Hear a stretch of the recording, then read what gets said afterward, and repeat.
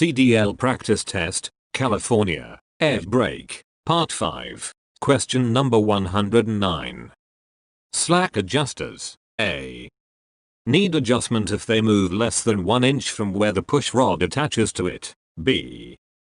Can be adjusted by anyone with a CDL license. C.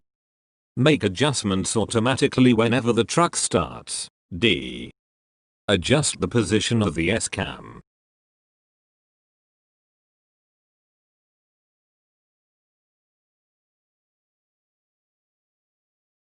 The correct answer is here. D. Adjust the position of the S-cam. Explanation. Slack adjusters can be automatic or manual. Manual adjustments should only be done by someone with special training and certification in brake, service and maintenance. A slack adjuster should not move more than 1 inch from where the push rod attaches to it. Automatic slack adjusters make adjustments whenever the brakes are applied. Question number 111. What kind of force must emergency brakes use? A. Air pressure. B. Heavy. C. Electrical. D. Mechanical.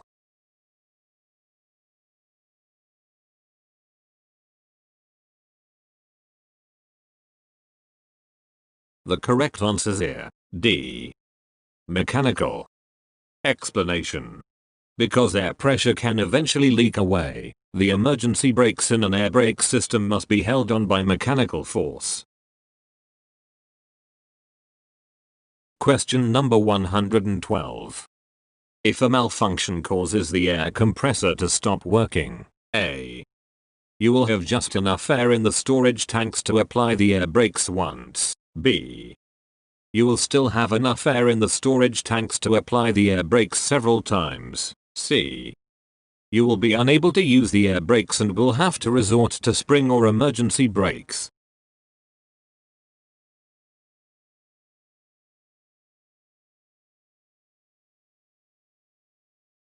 The correct answer is here. B. You will still have enough air in the storage tanks to apply the air brakes several times. Explanation. The air storage tanks hold enough air for you to apply the air brakes several times. Question number 113. In a dual air brake system, which parts of braking does each system typically operate? A. One system operates the brakes on the rear axles. The other operates the regular brakes on the front axle and the trailer. B. One system operates the brakes on the front and rear axles. The other operates the brakes on the trailer, and possibly a rear axle. C. One system operates the brakes on the rear axles and the trailer. The other operates the regular brakes on the front axle, and possibly a rear axle. D. One system operates the brakes on the rear axles. The other operates the regular brakes on the front axle, and possibly a rear axle. Both supply air to the trailer.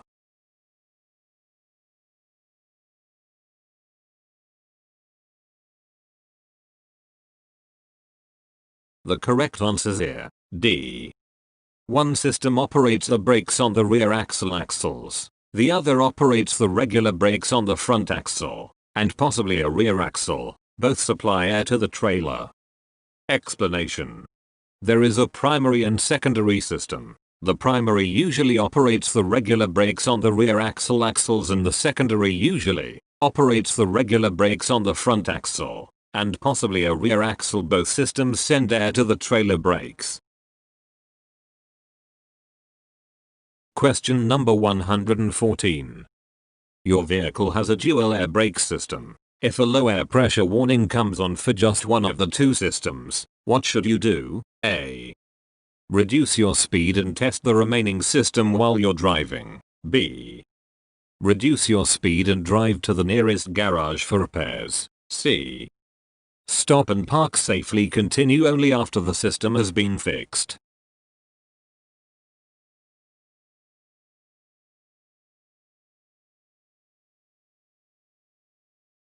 The correct answer is here. C. Stop and park safely. Continue only after the system has been fixed. Explanation.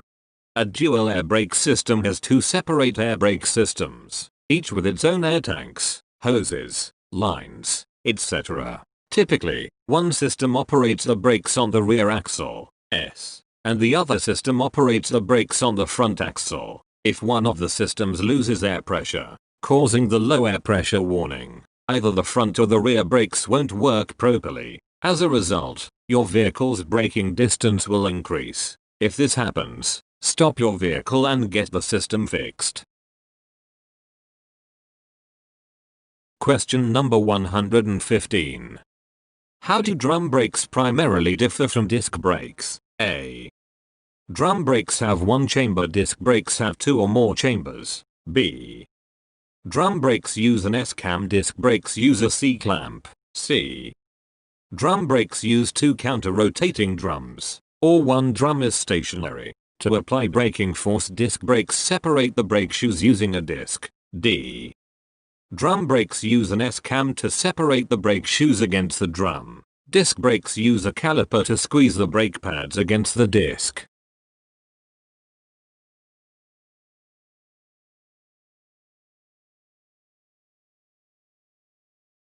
The correct answer is here, D. Drum brakes use an S-clamp to separate the brake shoes against the drum. Disc brakes use a caliper to squeeze the brake pads against the disc.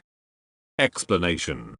Air pressure is used the same way in both braking systems. The standard control valves, relays, and piping work on either system. Drum brakes use air pressure to rotate an S-cam, which causes brake shoes to press against the inside of the drum. Disc brakes use air pressure to squeeze a caliper, which causes brake pads to squeeze against the outside of the disc. A tiny number of older drum brake systems use a wedge to separate the shoes, instead of an S-cam, but the operating principles are the same. Wedge systems are obsolete. Disc brakes are uncommon on trucks, but you should be able to spot a disc system and identify the basic parts.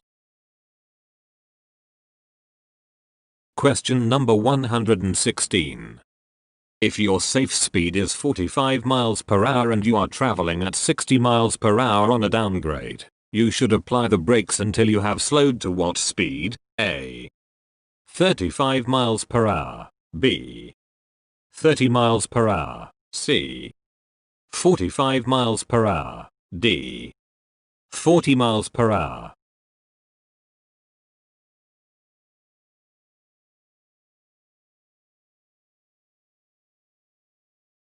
The correct answer is here, D. 40 miles per hour. Explanation. When on a downgrade, you should apply the brakes until you are traveling at 5 miles below your safe speed. Question number 117. Using the brakes creates heat if too much heat is produced. A. The brakes may squeak more than usual. B. The brakes will brake unevenly. C. The brakes may not work.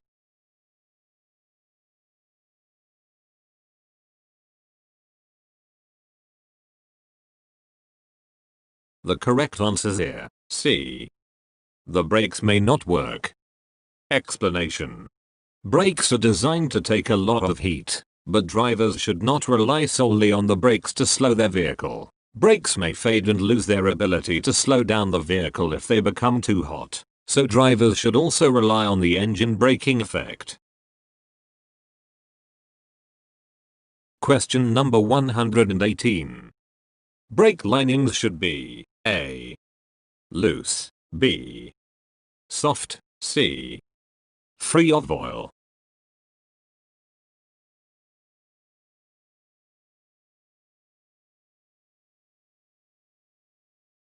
The correct answer is here, C. Free of oil. Explanation. Brake linings should not be loose or soaked with oil or grease. They shouldn't be dangerously thin. Question number 119. If you must make an emergency stop, brake so that A. You'll definitely lock the brakes. B.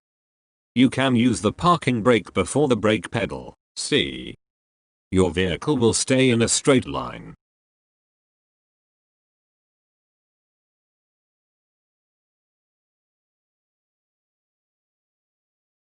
The correct answer is here, C. Your vehicle will stay in a straight line. Explanation. If you must brake in an emergency, brake in a way that keeps your vehicle in a straight line while still letting you turn if necessary. You can use the controlled braking method or, in a vehicle without anti-lock brakes, the stab braking method. Question number 120. To test the air leakage rate, one must turn off the engine. With a fully charged air system, turn the key to the on position, release the service brake, and A. Measure the C as the air pressure gauge falls from its original amount. B. Measure the amount of pressure in the system, then come back in about 30 minutes and measure the pressure again. C. Time how long it takes for the air compressor governor to cut in. D. Time the air pressure drop.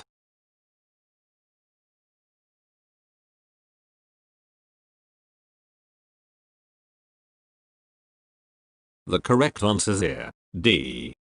Time the air pressure drop. Explanation. Timing the air pressure drop can determine if the vehicle is losing too much air pressure too quickly. This can cause loss of brakes while driving.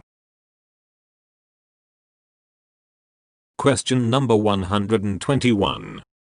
You are on a steep downgrade and have reached your safe speed of 40 miles per hour. You would apply the service brakes until your speed drops to A. 25 miles per hour, B. 30 miles per hour, C. 35 miles per hour.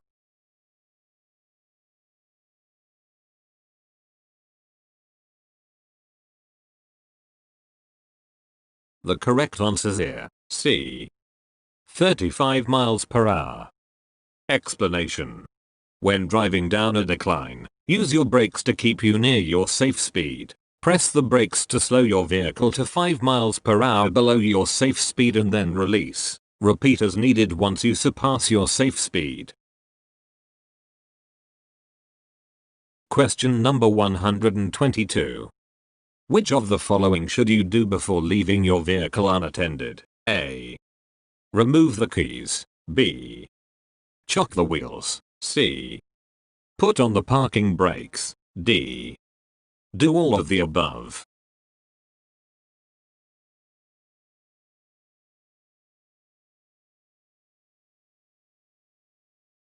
The correct answer is here, D. Do all of the above.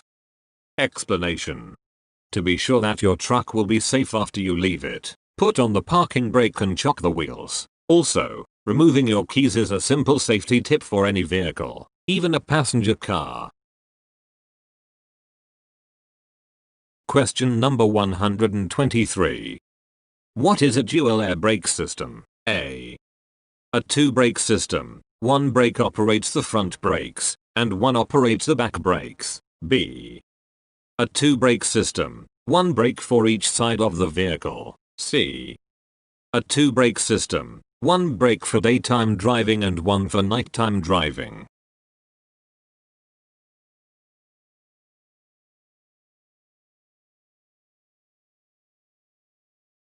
The correct answer is here, A. A two-brake system. One brake operates the front brakes, and one operates the back brakes. Explanation. Many heavy-duty trucks and buses have dual air brakes, which are two sets of air brakes for the front and back axles, but controlled by one brake pedal. Question number 124. The total stopping distance for air brakes is longer than that for hydraulic brakes because of A. Reaction distance, B. Brake lag, C. Brake fade.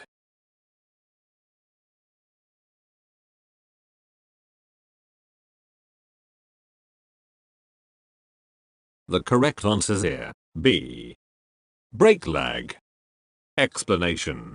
When you depress the brake pedal on a vehicle with air brakes, there will be a lag of about a half second before the air flows through the lines to reach the brakes. This will add to your total stopping distance.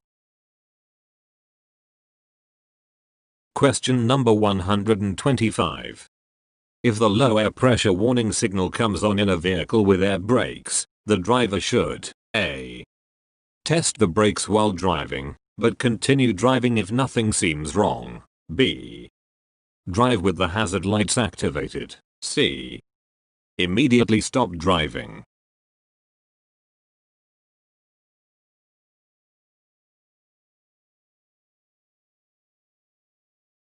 The correct answer is here. C.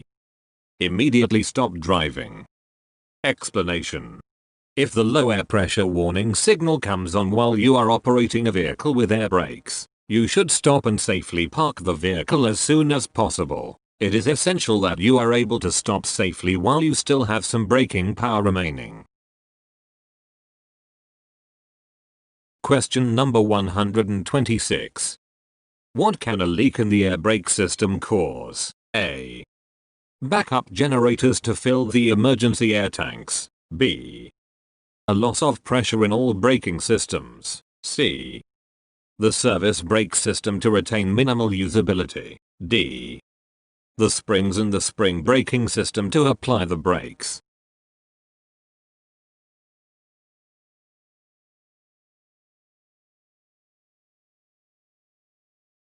The correct answer is here. D. The springs in the spring braking system to apply the brakes. Explanation. When the air brake system has a leak, the air is let out of the system. This air is what holds the springs back, which means the spring brakes will be applied when the air is released. Question number 127. When should you manually adjust an automatic slack adjuster? A. No more than once a month. B. At every inspection. C. Only if it's not working properly.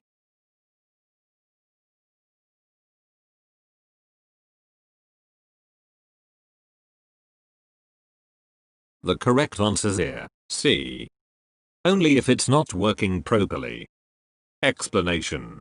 Once properly installed and lubricated, an automatic slack adjuster should not need manual adjustment. If it does, it may be malfunctioning or there may be a problem with the foundation brake itself. Find the problem and correct it. Question number 128. Air brakes used to make the brakes work. A. Compressed air. B. Hydraulic fluid. C. Natural gas.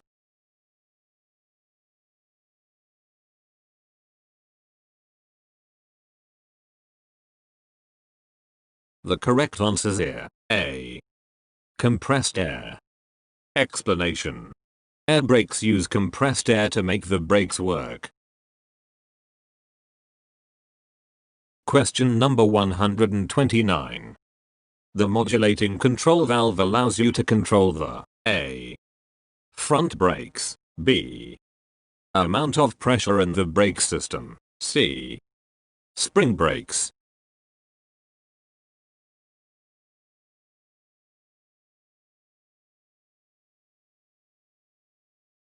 The correct answer is here. C. Spring brakes. Explanation. In some vehicles, the control handle on the dashboard may be used to apply the spring brakes gradually. This is called a modulating valve. It is spring loaded so you have a feel for the braking action. The more you move the control lever, the harder the spring brakes come on. They work this way so you can control the spring brakes if the service brakes fail. When parking a vehicle with a modulating control valve, move the lever as far as it will go and hold it in place with the locking device. Question number 130. If the safety relief valve in the air brake system releases air, A. The compressor needs more air. B. You may continue driving. C. There is something wrong with the brakes.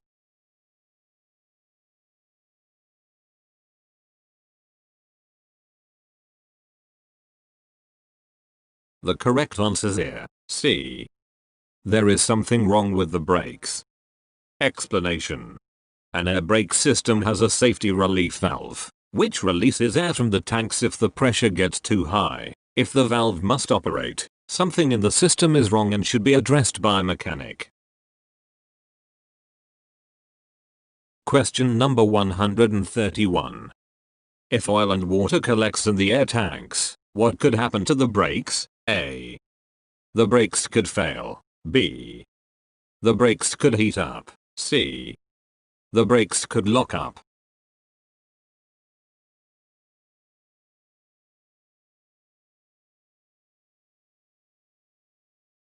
The correct answer is here. A. The brakes could fail. Explanation. Air tanks must be drained daily to make sure there is no accumulation of water or oil that can build up and cause the brakes to fail. Question number 132. A typical air brake system is fully charged at A. 75 C, B. 150 C, C. 125 C.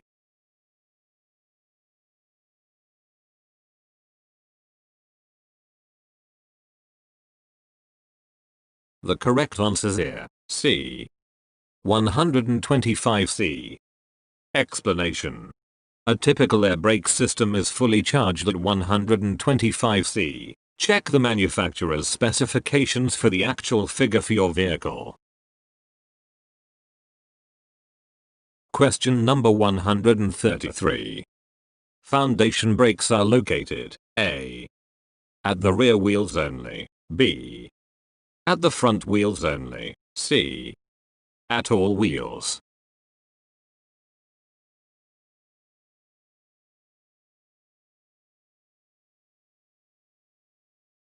The correct answer is here. C. At all wheels. Explanation. Foundation brakes are found at each wheel. The most common type of foundation brake is the S-cam drum brake. Question number 135. Wedge brakes have a chamber push rod. What does the push rod do? A. The rod pushes a wedge directly between the ends of two brake shoes, shoving them apart and against the inside of the brake chamber. B. It pushes a wedge directly between the ends of the two brake pads, shoving them apart and against the inside of the brake chamber. C. It pushes a wedge directly between the ends of two brake pads, shoving them apart and against the inside of the brake drum. D. The rod pushes a wedge directly between the ends of two brake shoes, shoving them apart and against the inside of the brake drum.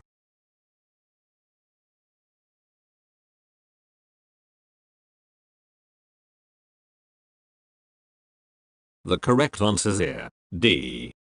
The rod pushes a wedge directly between the ends of two brake shoes, shoving them apart and against the inside of the brake drum. Explanation. There is a chamber push rod that wedges between the two brake shoes. It pushes them apart and against the inside of the brake drum, causing friction. Question number 136. When can you leave your truck unattended without first applying the parking brakes or chocking the wheels? A. Never. B. If you will be conducting your pre-trip inspection. C. If you will only be away from the truck for a few minutes.